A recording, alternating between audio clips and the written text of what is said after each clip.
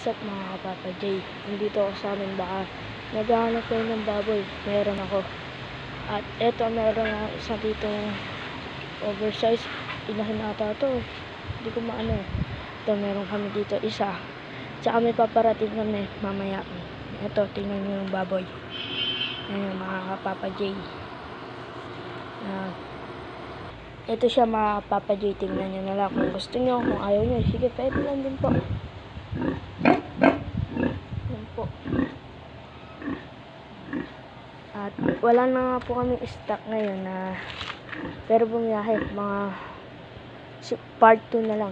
Abangan nyo na lang. O, abangan nyo na lang part 2 ko kung kailan dadating. Opo. Baka gusto nyo din bumili sa amin ng baboy fresh. 280 lang kilo. Punta na lang po kayo sa Mayapyap Sur, Cabanatuan City. Yun lang po. Ayun po. Ganda yun.